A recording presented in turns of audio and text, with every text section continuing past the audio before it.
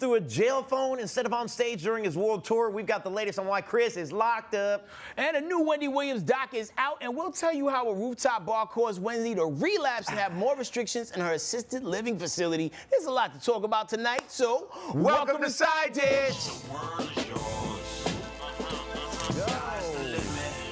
You know, sometimes I look at that shirt in the closet, I'd be like, I'm gonna wear that shirt. How weird would that be? Yeah, no, it would be good. What if like between when they're rolling the credits, you threw that shirt on and I put on like a wig? They're gonna think it's AI. They would just think it's AI. Yeah, man. Get back in our Monday Mayhem. Yo. Get back in our Monday Mayhem bag. Heavily requested. We be going through the chats and we be seeing what y'all be saying in there, so we might have to bust the wigs out for the culture, man. You never know. It might come back around. Thank you so much for tuning in. Guys, as you know, here at Side Dish, we're more than an appetizer when it comes to pop culture and fun. We're the whole meal. Happy Hump Day to everybody in the chat. Yeah, man. Shout out to everybody celebrating that. Be sure you use protection, all right? Why do they call it, I mean, I know it's the middle of the week, but is that how it got called Hump Day? I guess so, man. Like, you know, in my head, I'm thinking like, you know, like maybe like the first time it was ever said, like maybe there was a camel present. You know what I mean? And like, yeah, like, you know, like you gotta get over this hump. And like, I love thinking about like the first time something was ever said. Me too. And where people just like, whoa. Or like the first time food is developed. You know what I mean? Because like peanut butter and jelly is a very unlikely union. Yeah. You know what I mean? Or the first person to be like, yo, we're gonna take this mayo, we're gonna put this on this bread. Now add stuff. Now put things on top of it. Oh, evidently Hump Day came around in the 1950s. Is that right? Did I hear that right? And it seemed like we started using that in the 50s. It seemed like the 50s was such a more prude time that they wouldn't necessarily be leaning into that. We were the ones who took hump and made it made it nasty. Yeah. Well, speaking of hump, we're going to hump right into this Feed Me right now. And we all know that Tanner and his constituents love dogs. But after we watch this video, Tanner, I'm going to need you to come to the front of the congregation. Oh, no. And please explain your people to us. Check this out. Oh, no. Why are y'all doing this to me? Oh, and she's eating it all. What do you think, Quim's good?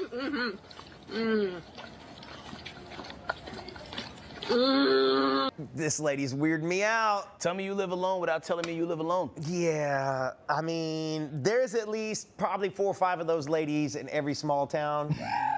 I've seen this lady before. And everybody knows her by name. Oh, yeah, absolutely. The dog gets a little lick of things. They don't care. They just go right back to eating it. Yeah. She never invites people over for dinner because they know they won't come. Yeah, that's right. Because they'll assume that the dog has licked everything. And probably the inside of the house smells. Got to. Yeah. Man, like, I have never been a share food with a dog kind of person. I mean, it's one thing if, like, you know, you eating a piece of something, you toss it on right, the floor, a little, get at it. But at that level, to where it's like a scene from Ghost, where it's just real, like, you know, like, I don't know, she was way more into it than she should have been. And could we get that video back, as a matter of fact? Can we just, I just want to take a look at, because one of these dogs is going hard. Look at her face. Like, this is weird. This almost belongs on a fetish site.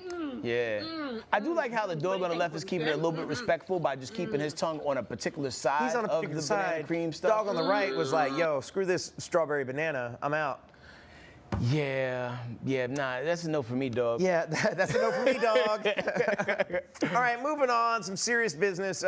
Guys, Chris Brown, Seabreezy's legal drama continues in the UK as he remains behind bars across the pond after being charged with an alleged 2023 assault, and he's since been denied bond. It's reported that his case has since been transferred to Southwark Crown Court in London, where he is expected to enter a plea. We don't know what that plea is yet. Police in London have also announced the arrest of rapper Hoodie Baby for his alleged involvement in the same assault that Chris is charged with.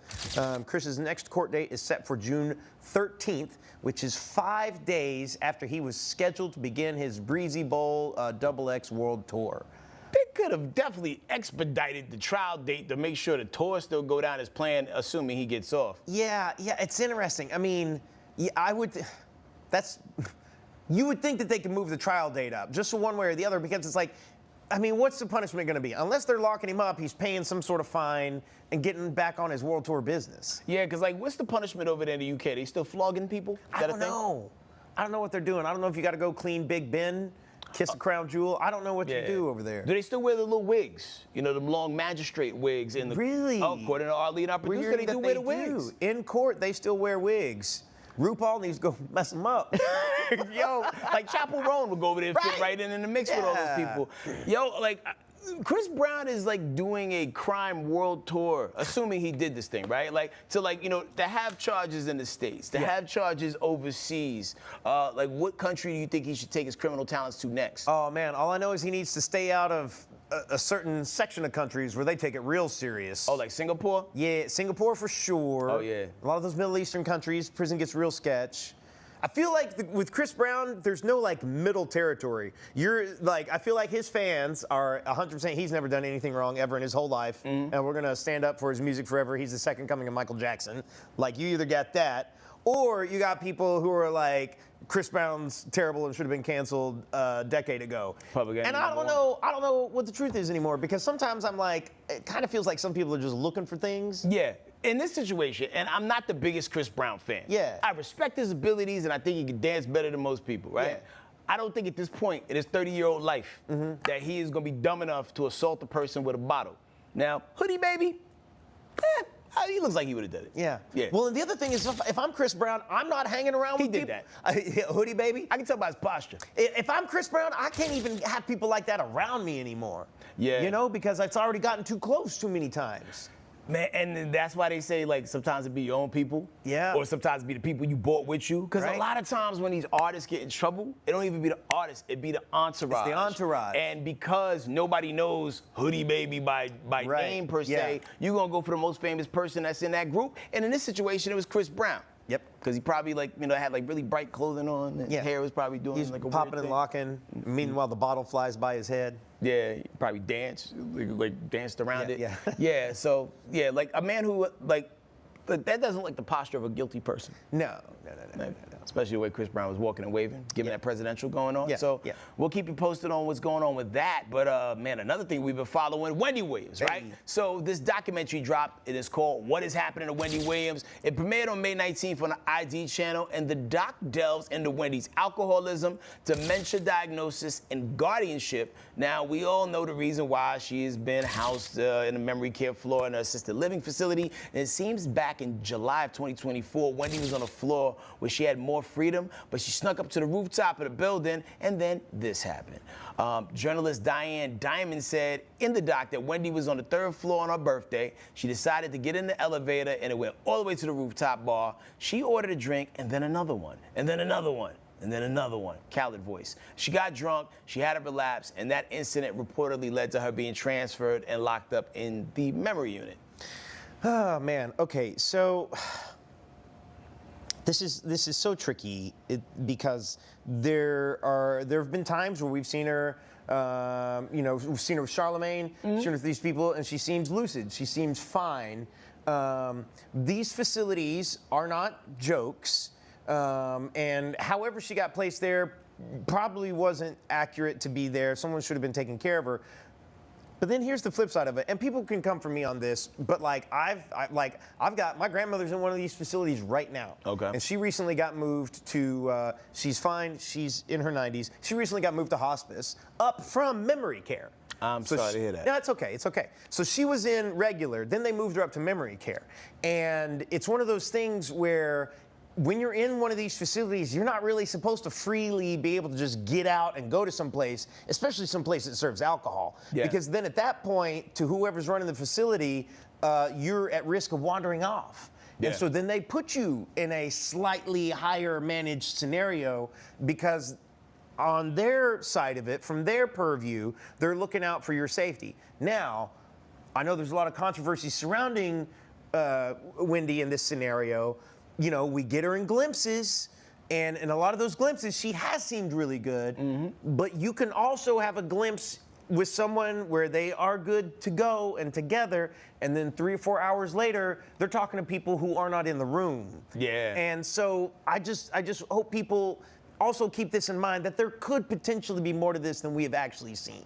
I mean, and I think this gives a little bit more light on the situation because nobody knew why they was being so harsh. And the thing is, we saw the documentary that came on, what was it, VH1? I think so, yeah. Or Lifetime, Tubi, all that good stuff. when, you know, you saw her unraveling in real time as they were shooting this comeback story, and the biggest catalyst for all of that was the alcohol. Right. So for anybody who's ever dealt with alcoholics or anybody had any type of drug problem, whatnot, it's such a disease that you could have you could have 90 great days, and on that 91st day you relapse, you fall off the wagon, you get set right back to square one. You know what I mean? And if this is what really like expedited her dementia, you want to keep her away from as much of this stuff as you possibly can. So, well, and that's the other thing is like, you know, with dementia and Alzheimer's, these things progress. Yeah. Right? There are stages. There are stages of them. And you know what? Like, and there's various treatments and whatnot. We don't have a cure yet. One of these days, hopefully, we're gonna be there. But you know, maybe, and now I'm making things up here. But maybe she had like an early stage. Pretty manageable, pretty treatable, you know, with the right medications or therapies, the right environment. But then if you add alcohol to that, it is just going to exacerbate the situation. It's accelerant. Yes. It's accelerant for the condition. Yeah. So, you know, we just want the best for Wendy. I want a fully functioning Wendy who's outside doing podcasts, doing interviews and all that, but not at the risk of her, like, you know, going back to where she was in that documentary and being incoherent. So we'll keep you posted on that, and I can't wait to see what the, you know, I can't wait to see what her next appearance is going to be. Because you know she's going to come out and speak out about this documentary. Like, you know, maybe it was edited a certain way to paint a certain picture because it is one side of the story and not both. Yeah.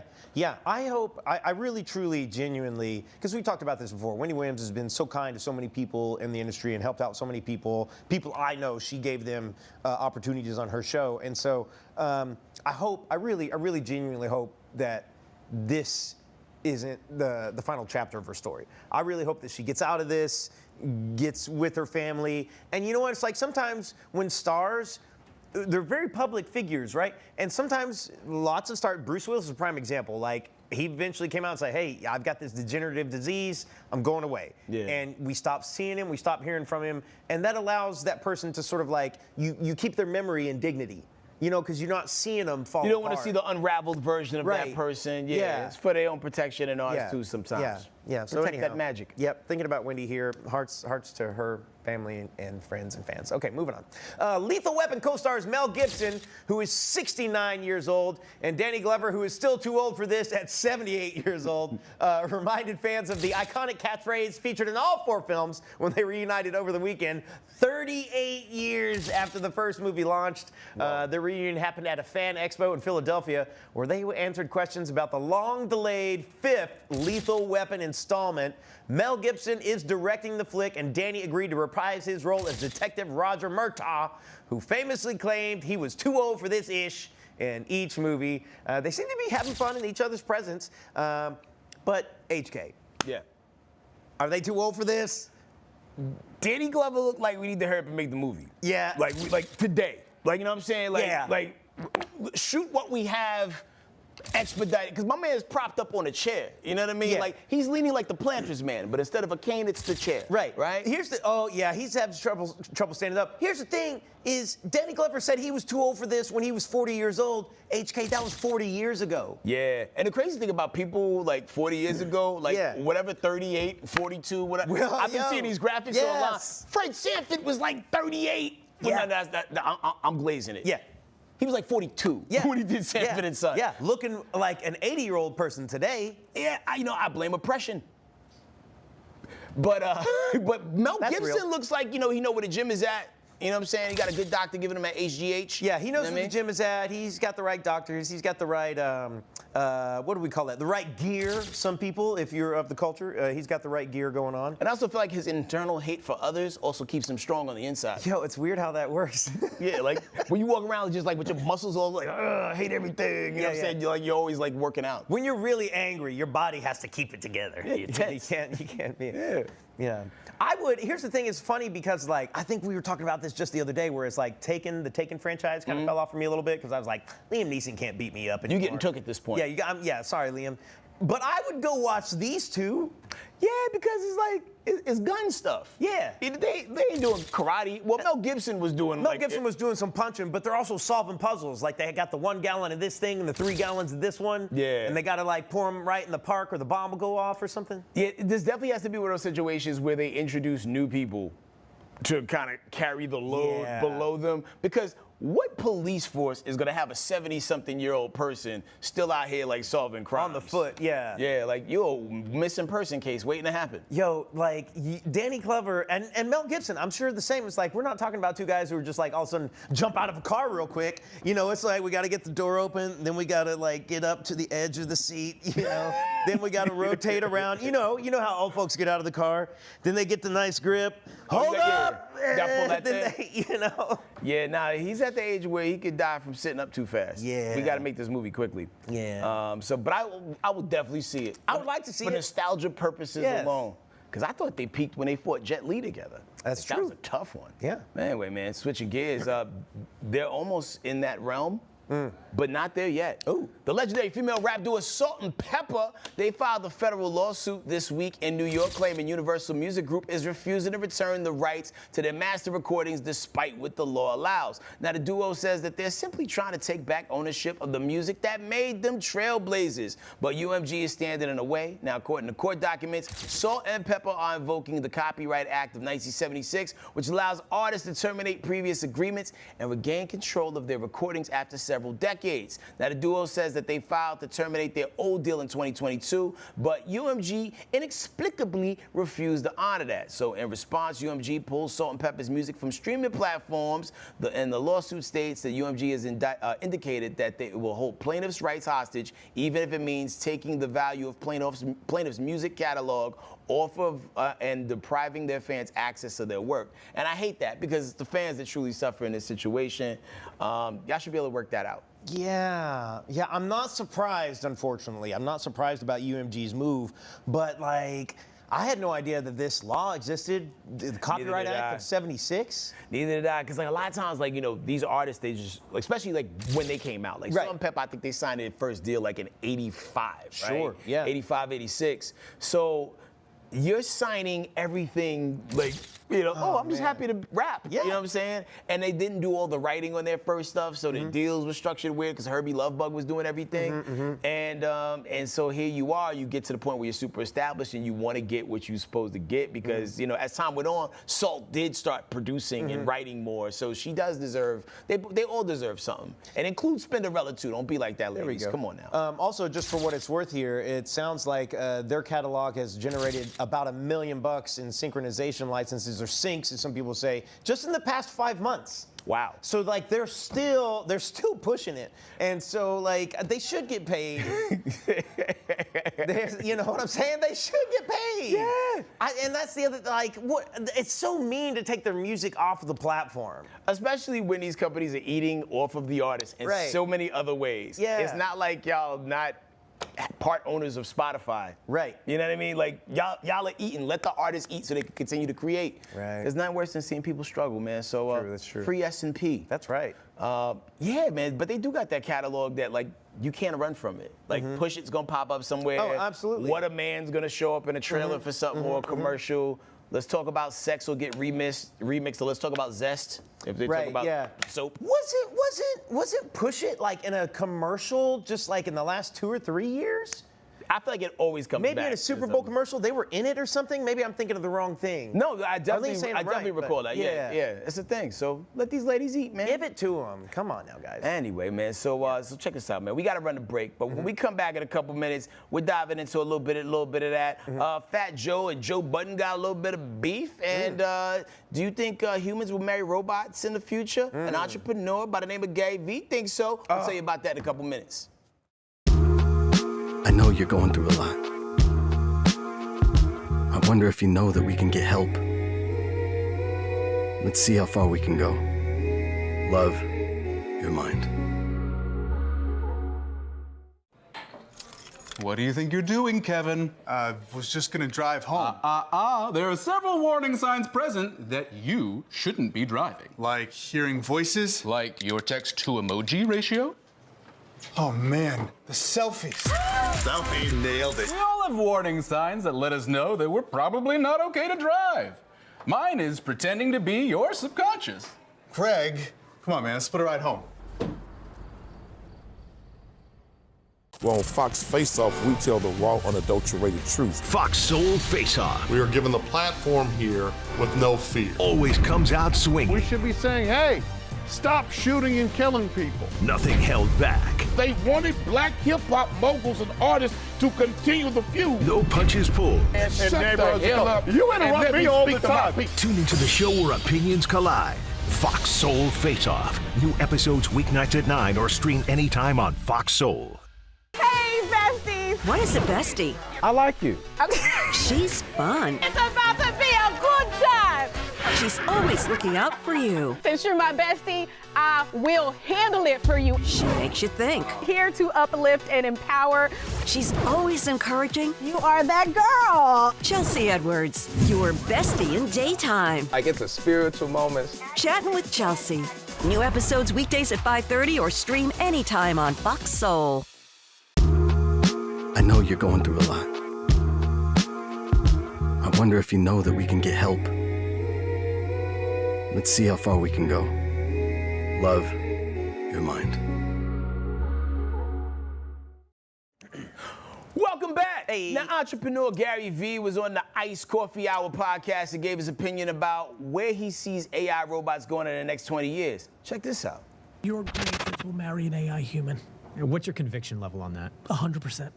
That they're going to marry an That AI? your grandchild is going to marry an AI human. I believe a robot that is fully AI will marry a human and vice versa for real in your lifetime. And when you say an AI, does that mean like a physical body of a Yes. robot? So you're saying that the bodies will get so good that it will look like... Yes. My intuition is that in 20 years, because the AI can power the robot and because of where we're going and what's going on, that's fully fucking real. So you think it will be non-exclusive relationships? Actually, you know like what's funny? I've thought about this. I actually think AI robots may save marriages. Just like real couples introduce swinging and another partner now, is it even better to introduce an AI robot that may help whatever sexual or emotional things are going on in that relationship to become an offsetting contributor?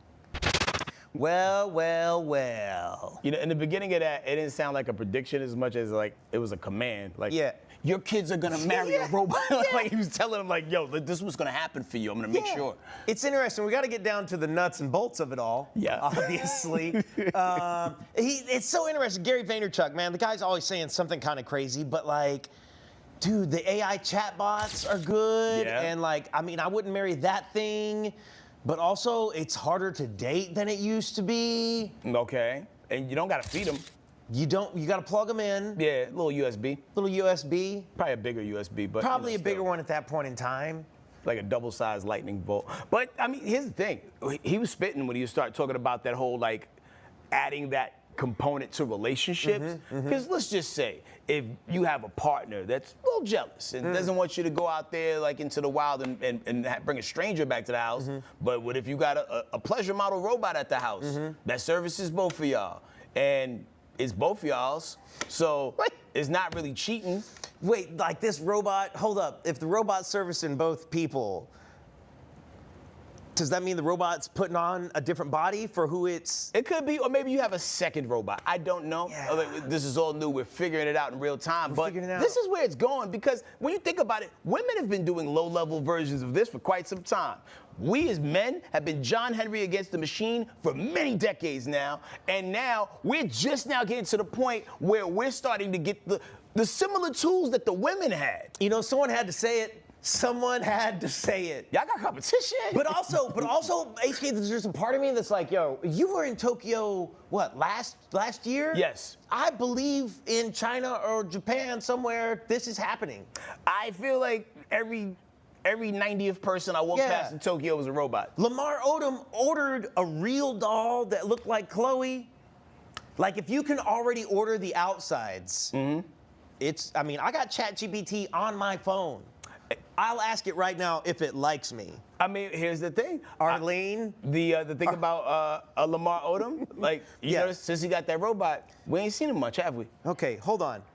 And hold on. Do you like me? And I mean romantically. I'm asking it right now. See, ChatGPT be knowing too much about us, like, you know, because like I started using it a little bit more for other things, and then when I have it make graphics, it bring up things from like weeks ago, and it be in the graphics too. Okay, here we go. Do you like me? And I mean romantically. This is like it's typing right now. There we go.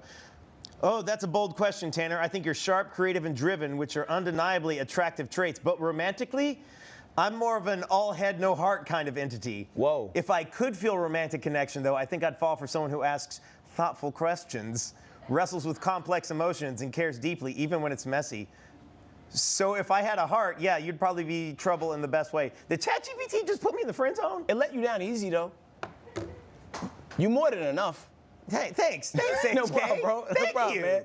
Like, man, maybe you got to ask that same question like on an Android ChatGPT. Yeah. You know what I'm saying? Maybe it's a preference. The green text messages have come back good. But all these shows and movies that we was watching like a few years ago, like that one with Joaquin Phoenix, Her. Yes. And all that, all of this stuff is happening now. And most episodes of Black Mirror, it's all happening right now. 100%. Well, the movie Megan a couple of years ago. Oh yeah. They got a sequel to Megan coming out. Of course, she was a kid, and that makes it.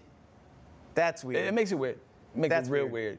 But I have seen videos of like robots, so, you know, they'll be like, hey, we're showing off the robots, and the robot will just turn around and just hold off and smack somebody for no reason. Like, these robots are smarter than we giving them credit for. But if in the next 5 years you could buy a robot that would just do your laundry, you know what I'm saying? Just literally the laundry robot. It's upstairs, downstairs. But those are the Tesla robots that they rolled out last year.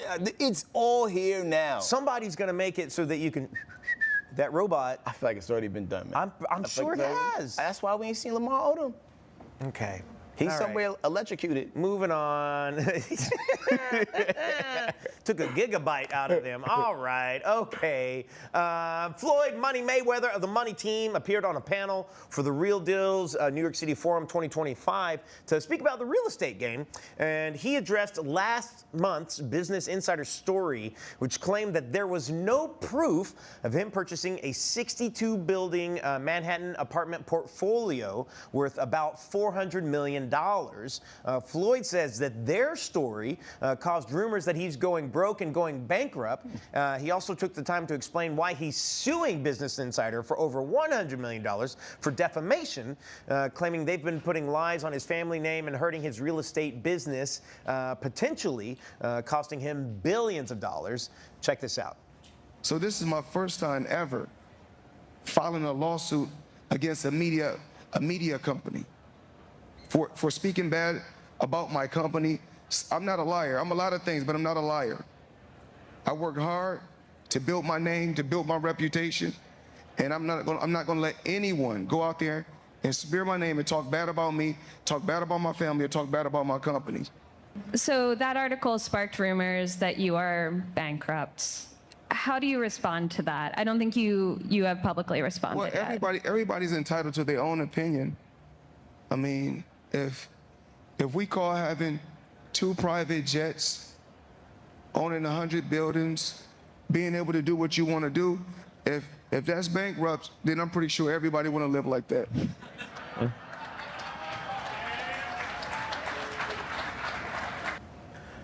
Yeah, I can't think of too many times when Floyd Mayweather lost in court.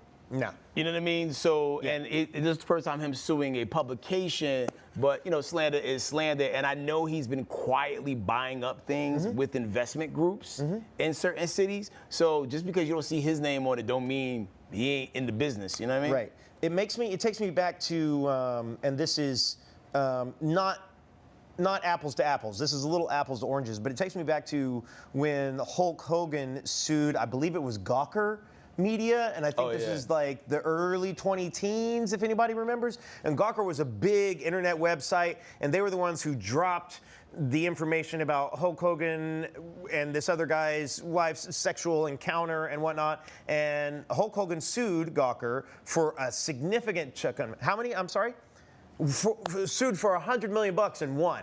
Yeah. And shut that website down because they found out in court that he had a real case and that this information shouldn't have been released like that, and it incredibly damaged, you know, he's a public persona, same as Floyd. And so, like, I think Floyd's got a real case here, and I think he could win $100 million. Now, he might not get that money, but he might shut down Business Insider as a result. Yeah, like... I know it sounds crazy, but... The poetry of it all is he wins his lawsuit, they go out of business, and he turns their offices into a Floyd Mayweather museum. Yeah, you know, just to be high-level petty. Yeah. It's the Floyd I know. Yeah. You know what I'm saying? That's the thing, is like, I remember Floyd's been diversifying in investments for a long time, like you were talking about. Yeah, and even like when him getting into the fight promotion game, because like if you think the boxers make money in these fights, the promoters, That's why Oscar got out earlier and was doing moving how he was moving. The other thing now that I'm thinking about it a little bit is like, okay, Business Insider, you would presume that they're having experts write about these things. But if they're just journalists, not everyone is familiar with all the different ways that the real estate pie can be cut up. One of those ways is syndication. Yeah. Like you and I and everyone in this room can invest in a syndication, and that's got its own name over here, and that buys 100 buildings. But you might not be able to crack through that syndication and find out that I put money in on it. Yeah, because too, like, sometimes you want to not have your name attached to everything just in case someone sues you directly. Yeah. It's like, oh, this is in my LLC, or this is in a different company's name. That's, I'm affiliated, but it's not me. You know what I mean? It's like, he's smarter than people give him credit for being, man. So hope you win that fight, man. Switch the gears, let's talk about Fat Joseph. Fat Joe, if you're nasty. He gave his opinion on Joe Budden and 50 Cent's seating debacle at a recent Knicks game on a recent episode of his new Joe and Jada podcast. Let's see if you agree with Joey. On 5 row, I gotta be front row. So you want all the Cause somebody you don't like, your enemy, gonna come sit right. We call that the Joe Budden seats. Them second row. I don't even got a hood. I don't even got a hood. Yo, listen, them second, third row, I can't do it. I gotta sit front row. I'll give you my experience. What do you call them seats? The Joe Budden seats. Them second row, perfect example. Him and 50 got some, and I'm sitting courtside, and 50 comes sit. He was right behind y'all. Okay, but he's behind us. Those were still considered floor seats. Those if you know anything. Listen, I didn't know that. It's AA and BB. I'm not trying to be disrespectful, but the man had a little something going on with 50, and why God put 50 Cent front row, and he's in like third row. Like, that would bother me if I was Joe Budden's. It happened to me before. The brother's spitting. Courtside flex. Hard body courtside flex. Because if you're not going to be courtside, you might as well just be at concessions. So if you look really closely, you can see Joe Budden in the upper left portion of that photo, behind Fifth. Yeah. Yep. Next to Fat Joseph. And the crazy thing is, to even see 50 and Joe together is wild, because if you rewind like 10 years ago, like, I thought it was going to be like murder on sight. Yeah. They really was going at each other's necks. So for Fat Joe to be like on 50's side and then like throw Joe Budden in the trash like that, like, yo, the Joe Budden seats, it's diabolical. Yeah, that's hilarious to nickname the seats. But also it's like, that's a level of wealth and petty that I'm not sure I'll ever touch. Where I'm like flexing on people because they're sitting behind me, second row. And that's the cheap seats, that's the petty seats. Yeah, but it sucks when you've had the opportunity to be floor seats for a while, and then all of a sudden your seats go further back. They push you back. Yeah, like I didn't even have like the Joe Budden seat. I had the Joe Piscopo seats. Yeah. I went to go see Kendrick Lamar the other night. I was sitting high enough to unscrew light bulbs. Hilarious. Yeah, it was rough out here, man. Shout out to anyone in the chat who knows who Joe Piscopo is. That's a classic. Yeah, that was the only classic 90s. That was the only like other Joe I knew that fell off that I wouldn't run into outside in a while. I was thinking Joe Esposito. Who's that? He sang the theme for Karate Kid. You're the best around. Could have been Joe Esposito seats. All right, we're gonna take a quick 2-minute break, but when we come back, we get a lot more side dish. We'll see you in 2. Ready to lose track of time the best way possible? Rolling! From the funniest videos to the wildest things online, we do the scrolling so you don't have to. It's Usher. He had that synthetic hair melting. You hear me? Why y'all talking about that lady hair like that? Ain't he alone? Catch us every weeknight, 7 p.m. Central on Fox Soul. Louder for the people in the back. I wonder if you know that I want the best for you. But how long will you fight solo? I wonder if you know that we can get help. Not wondering anymore. Love, your mind.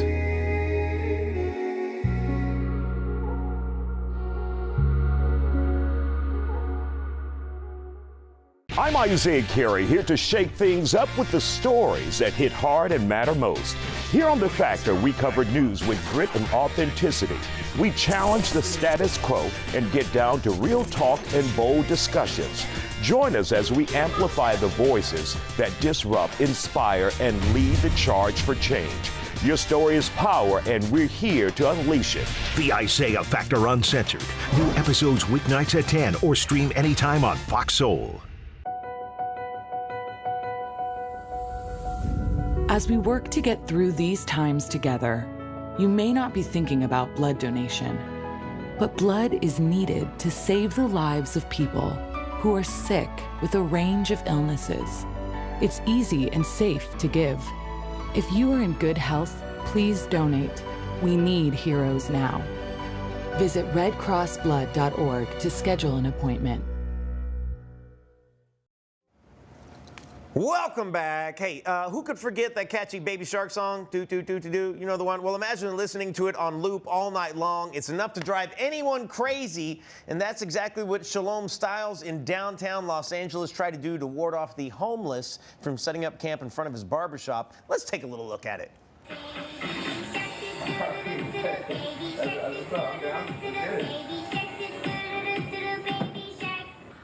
That, of course, is Pink Fong's Baby Shark.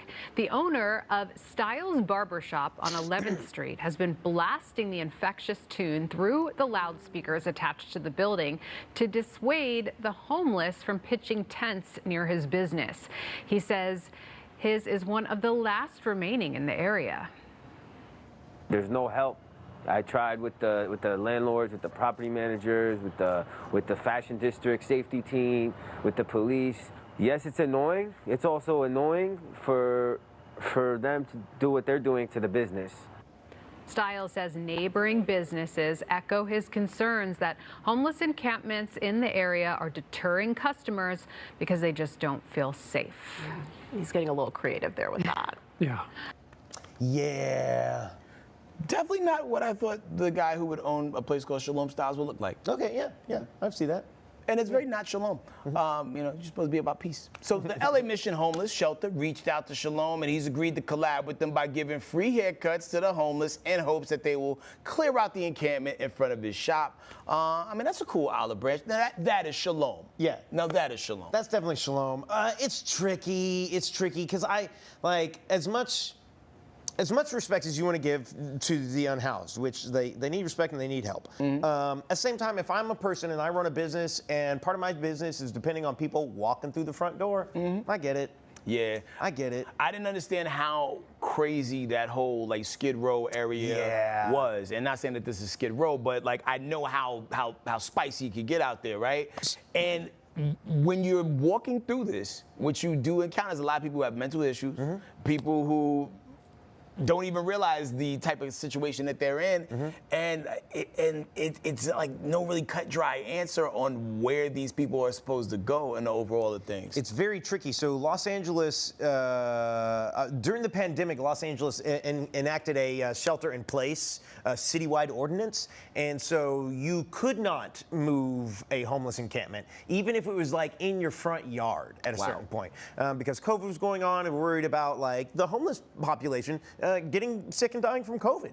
And so they were even trying to if they could help those people get the vaccine if they wanted to do that. And so the homeless issue in Los Angeles has exacerbated since then because all these because a large portion of the unhoused people got happy being where they were at, and they don't want to move. Yeah. And so in particular, downtown LA is street to street, and there are sections in which it's not just 2 or 3 tents like you saw there. And I'm sure you've seen it, whether in all your travels where it's you'll come across when it's an entire city block. Yeah, and even ones that even if it's just a couple that set up on this particular corner, there's a guy who I avoid by going in the far right-hand lane, busting a right, then going around, almost hitting the light, and then busting a U-turn. And I risk getting a ticket just to not have to make eye contact with this person. Yeah. They're very aggressive. Yeah. Very aggressive. But so as a shop owner, we're stopping you from coming out there with a water hose and spraying and going. So they have done that. Okay, cool.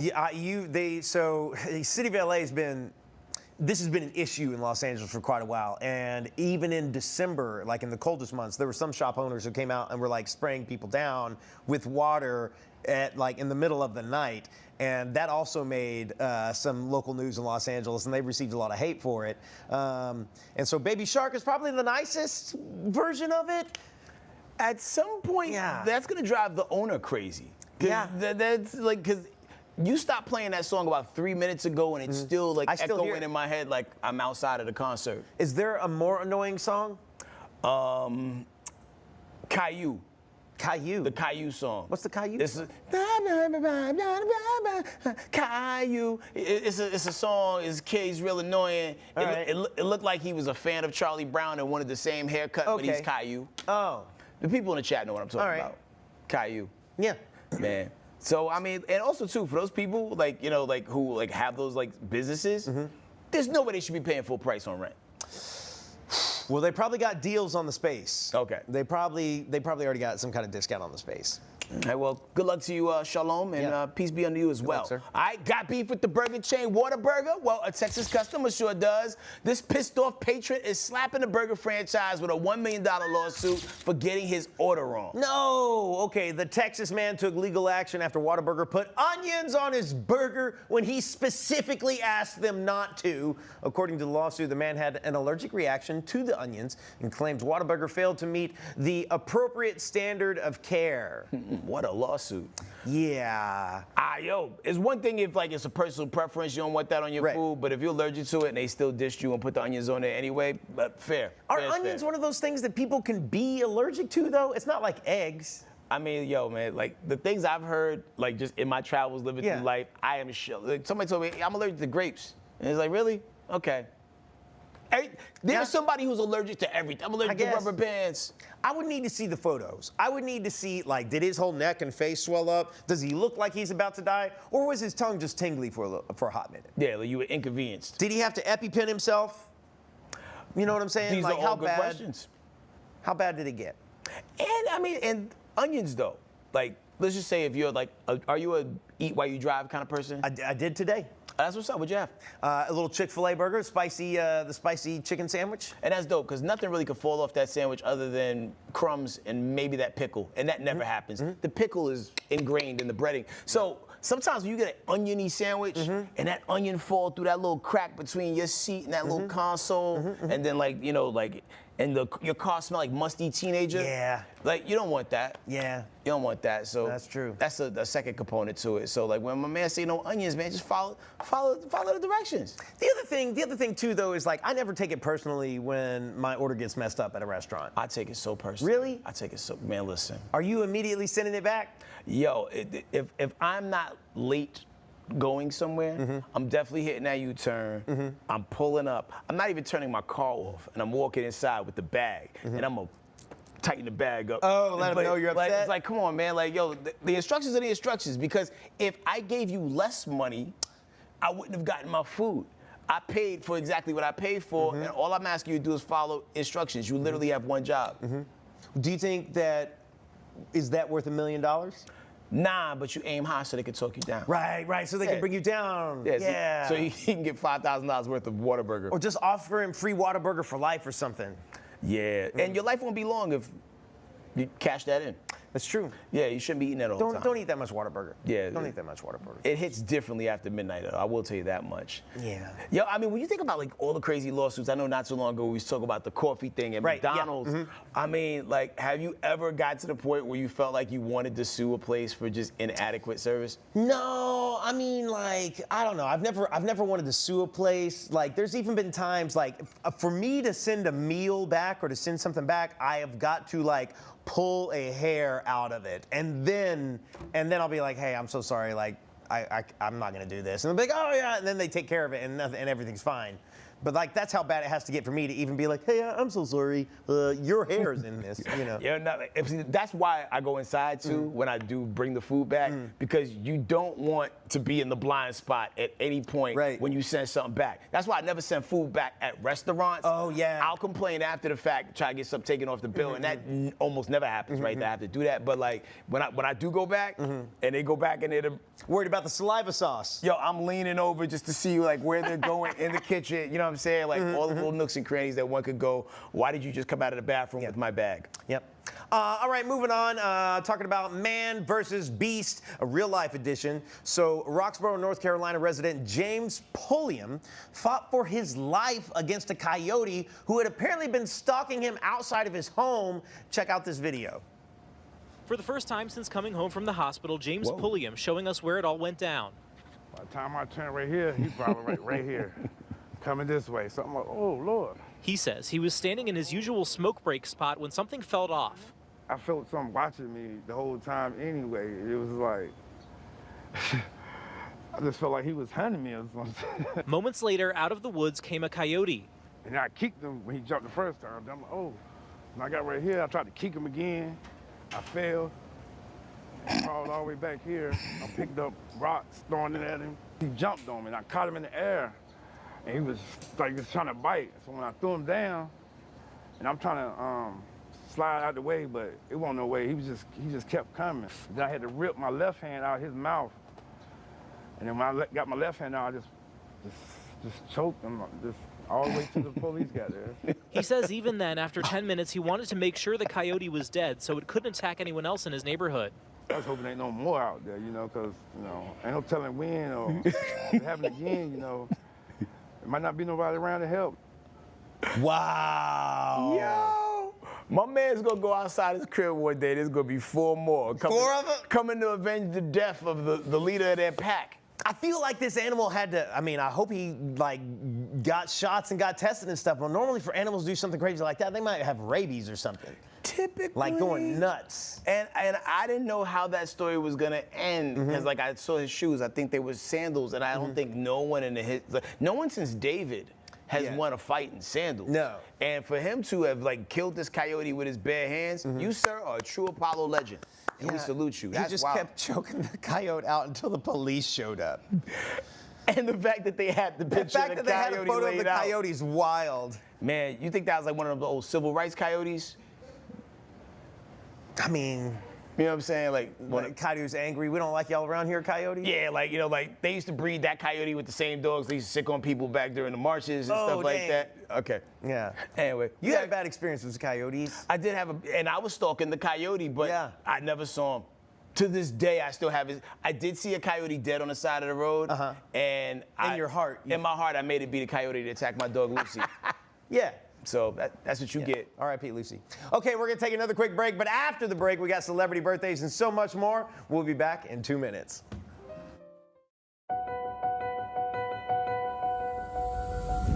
As we work to get through these times together, you may not be thinking about blood donation, but blood is needed to save the lives of people who are sick with a range of illnesses.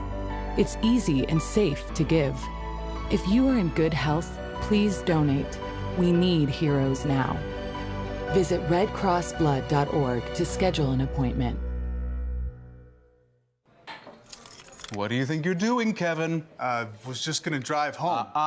There are several warning signs present that you shouldn't be driving. Like hearing voices? Like your text-to-emoji ratio? Oh man, the selfies. Selfie, nailed it. We all have warning signs that let us know that we're probably not okay to drive. Mine is pretending to be your subconscious. Craig, come on man, let's put a ride home. Ready to lose track of time the best way possible? Rolling! From the funniest videos to the wildest things online, we do the scrolling so you don't have to. It's Usher. He had that synthetic hair melting. You hear me? Why y'all talking about that lady hair like that? Ain't he alone? Catch us every weeknight, 7 p.m. Central on Fox Soul. Louder for the people in the back. I was a quarterback at Hardaway High School. College first-round draft pick during the football season, I would stop eating. But I didn't know I was depressed. We didn't have any education behind what mental health was. I started to learn it starts here first. If this is together, I'll be better as a father and as a husband. We have to redefine what being a strong man is and heal, love your mind. Welcome back. Hey, if you're celebrating a birthday today, you're a legendary company. We're kicking things off with the queen of scene stealing and Oscar-winning realness. You may know her from roles in The Holdovers, Only Murders in the Building, and Dolomite Is My Name. Divine Joy Randolph turns 39. Mighty divine she is, and still suited up and probably still stealing somebody's auntie at the family cookout. If you've been between the sheets or on the dance floor, you vibe to this man's music, it's Mr. Biggs. Wow. Ron Isley from the legendary Isley Brothers. He turns 84 today. Oh, amazing. I pity the fool who forgets Mr. T's birthday. The man with the mohawk and the muscles that gave us 7 decades of body slams, gold chains, and life advice shouted at full volume, turned 73. And we also like to give a happy, heavenly birthday to the notorious B.I.G., who would have turned 52 today. Oh, man. Okay, HK, this is a rough list. Who you giving the cake to? It really is. There's a bunch of winners in here. All right, man. So I'm at to cheat a little bit, bro. I'm at to run off some heavenly cake and then some, like, you know, some terrestrial cake. Fine. I mean, obviously, I got to run it up for the Notorious B.I.G. Like, one of the greatest MCs to ever do it. His wordplay was unmatched. I feel like when you listen to his albums today, it hits differently, and maybe he was trying to tell us what was going on. Interesting. Yeah, because there's some lines in there that are like... Really... Okay, I would love specific track recommendations, because I will revisit with that sort of like what's or beef ear, so to is an interesting one, where he talks about a guy named Gutter who kidnaps kids. Everyone in the chat is gonna probably finish the next line, but I'm not gonna say it. Got it. Yeah. All right. Yeah. I got to give it up for Mr. T, dude. I came about at a certain age. I remember having Mr. T cereal. I remember watching Mr. T cartoons. I remember seeing Mr. T in the A-Team. And then all these years later, I got into the entertainment industry, and he was on Dancing with the Stars one season, and I was working on the show where I was going over there and interviewing people all the time. And Mr. T was just the nicest, most down-to-earth, like easy to talk to guy ever. And like, he was exactly what you wanted him to be. Then, of course, you remember our friend Amanda Salas. Amanda fought and beat cancer. She's in remission. Mr. T also, I believe, had a cancer scare. I could be a little wrong about that. I think that's accurate. Or he also supports the cause very ardently, and because he came out to support Amanda one time and was there at like a big event we were all at. Mr. T showed up. In '95, he had cancer. Yeah, and so. Yeah, so that's who I was gonna give my other piece of cake to, because that dude has literally stood the test of time. Yeah. And like, you know, when you saw him pop out in the '80s with that mohawk, like, his hair wasn't balding. He cut his hair like that. That was a choice. It's also, to me, so interesting too, because like Mr. T, I don't think he set out to become an actor and a pop culture icon. If I remember correctly, was he not a bouncer? He's a bouncer. And he collected the gold chains of people who, like, they fell when they were getting kicked out, and that's kind of where this thing began. The original Thanos. The original Thanos. And so just somebody who can come up like that and, like, be a good person through all of it.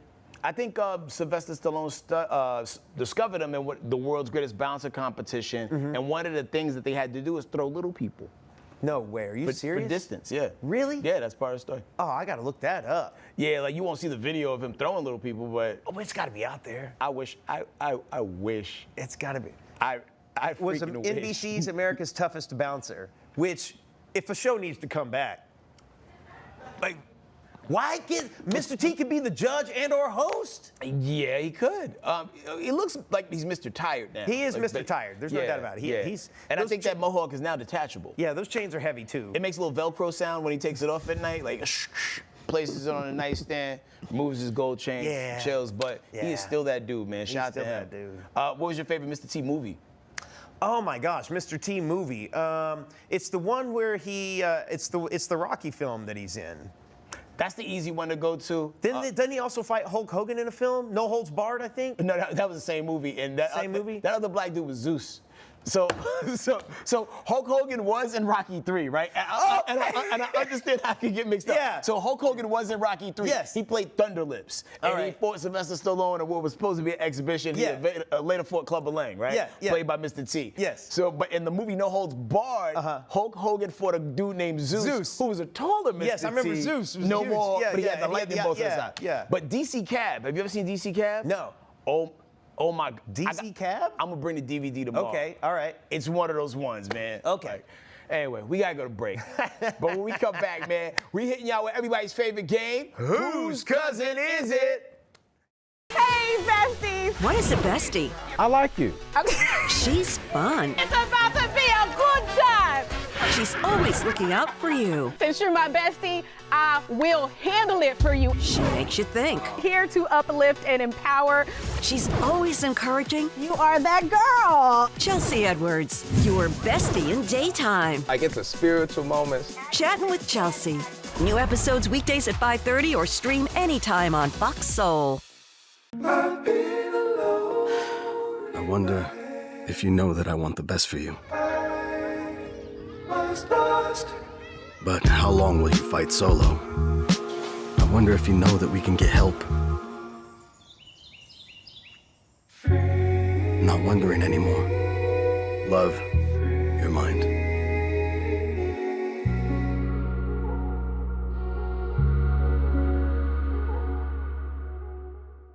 Ready to lose track of time the best way possible? Rolling! From the funniest videos to the wildest things online, we do the scrolling so you don't have to. It's Usher.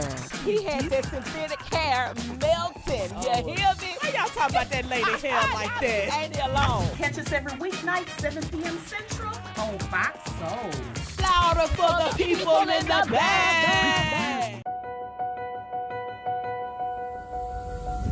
As we work to get through these times together, you may not be thinking about blood donation, but blood is needed to save the lives of people who are sick with a range of illnesses. It's easy and safe to give.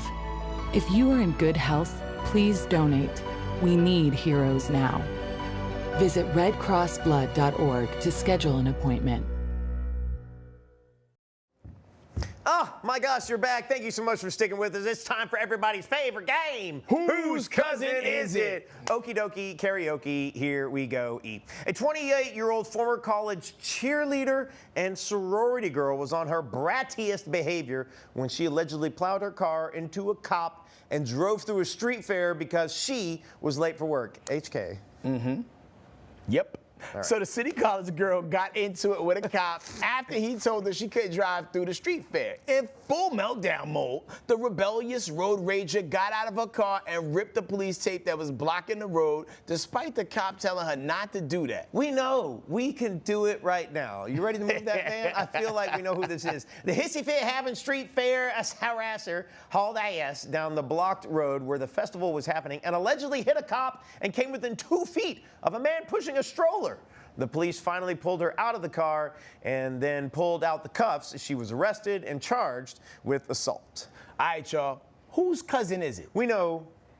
Yeah, this is my cousin. Yeah, like the chat is going crazy. A lot of Tanner. A lot of Tanner in there. It's one thing. I think we've all been a little late to work and wanted to get there quickly. I think we've all done that. That's me today. I think we've all maybe been upset about someone trying to tell us to go a different direction, whether that be a construction worker or somebody on the highway or just like, hey, you can't go this way. We've all been upset about that. That's also me today. That's it. But you know what we all haven't done is we all haven't gotten out and like ripped the tape in front of a police officer, and that's my female cousin. 1,000%. Collegiate level European entitlement. European entitlement. You know what I'm saying? Like, that's a gamma, gamma, gamma. That's like head of the social club. Do you know who my dad is? Yeah. That kind of energy. Vice president of the sorority. My family built this town. Yeah, exactly. And they might have. It don't make it okay. It does not make it okay. And then to hit a cop. Oh my gosh, it almost take out a person on the street. And what was the job? I almost wish we knew what the job was. She probably worked at Hooters. Probably. Or she's an accountant. At Hooters? Yeah, a Hooters accountant. Yeah, absolutely. That's what we're running with. I think. Do you have anything to add? What else do you have? I have nothing to add because I am so specific. The details are so specific. I definitely think this is your cousin. Yeah, 100% is my cousin. I'm gonna step out on a limb and say the mugshot features crying mascara. Little running mascara. Let's little go running for it. mascara. That's what I'm feeling that. I'm feeling that kind of like hair sprayed running mascara. Why am I here? Face. Little Avril Lavigne-ish. Yeah. All right, well let's give them what they want, y'all. 3, 2, 1. Move that van. Surprise. Whoa! The Berry Bostic. Wow. Okay. She look mixed though. She does. DeBerry Bostic. Bostic is one of our names. Right. I think there was a show called Bostic. Yeah. Yeah. Or maybe that was Bosch. That's Bosch. Yeah. Well, oh, yeah, okay. That's Close Bosch. enough. But I feel like DeBerry. Yeah, strong and wrong. But Yeah. it happens. It happens Wow. out here, these streets. I was really confident. Well, shout out to the people who got it right, and I wouldn't mind putting some money on that bill. With that being said, man, appreciate y'all locking in with us, man. Yeah. Be sure you like, subscribe, share, tell others. And if you're watching this at home on Fox Soul, gotta pick up your remote and hit record all. Hit record all. And guys, get in the comments. You know, we read the comments all the time. Thank you so much for rocking with us. I mean, just can't say thank you enough. Also, if you want to see something on the show that we're not doing, like, give us some segment ideas. Give us some topic ideas. We read the stuff and we listen to you. Yep, it's your show as much as it is ours. That's Love y'all. fact. Peace. Bye.